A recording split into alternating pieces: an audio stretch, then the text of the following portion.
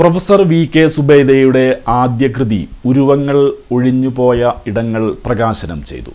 കഴിഞ്ഞ 2 ദശാബ്ദങ്ങളിലേറെയായി മലയാള കവിതാ പഠനത്തിൻ്റെ മണ്ഡലത്തിൽ സജീവമായി പ്രവർത്തിക്കുന്ന പ്രൊഫസർ വി.കെ. സുബൈദയുടെ ആദ്യ കൃതി ഉരുവങ്ങൾ ഒഴിഞ്ഞുപോയ ഇടങ്ങൾ പുല്ലൂറ്റ് ഗവൺമെൻറ് KKTM കോളേജിൽ ഓഡിയോ വിഷ്വൽ ഹാളിൽ വെച്ച് പ്രകാശനം ചെയ്തു. കവി സെബാസ്റ്റ്യൻ സ്വാഗതം ആശംസിച്ച യോഗത്തിൽ PR നരേന്ദ്രൻ ആമുഖം അവതരിപ്പിച്ചു. Professor G. ഉഷാകുമാരി അധ്യക്ഷത വഹിച്ചു.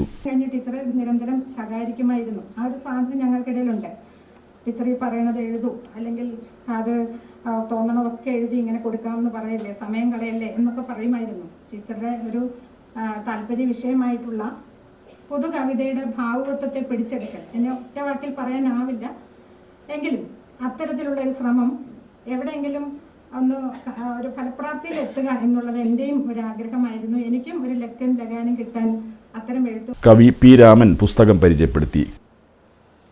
ടീച്ചർ 90കളിലെ തലമുറയെ കുറിച്ച് മാത്രമല്ല, 90കൾ തൊട്ടിങ്ങോട്ടുള്ള മലയാള കവിതയുടെ ഭാവമാറ്റങ്ങൾ മുഴുവൻ സൂക്ഷ്മമായി നിരീക്ഷിക്കുന്ന നിരൂപകയാണ്.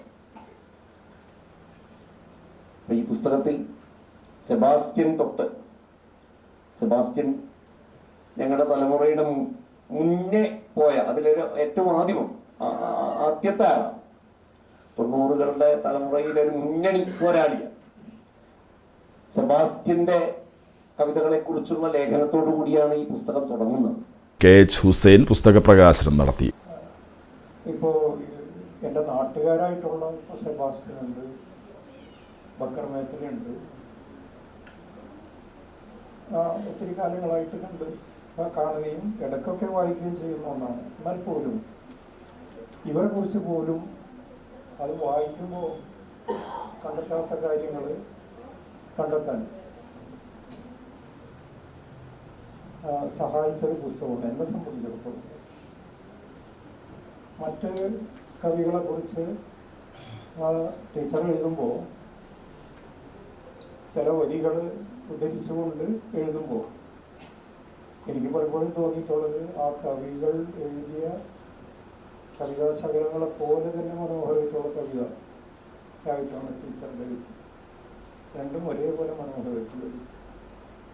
പലപ്പോഴും ആവർത്തിച്ച് വായിക്കുകയും ടീച്ചർ ഉദ്ദേശിച്ചത് എന്താണ്, കവി ഉദ്ദേശിച്ചത് എന്താണ് എന്നുള്ള രീതിയിൽ അത് കണ്ടെത്താനും അതിൻ്റെ സൗന്ദര്യം അതിൻ്റെ ഒറ്റ നോട്ടത്തിൽ ഞാനത് വായിച്ചാലും കിട്ടാത്ത അർത്ഥതലങ്ങൾ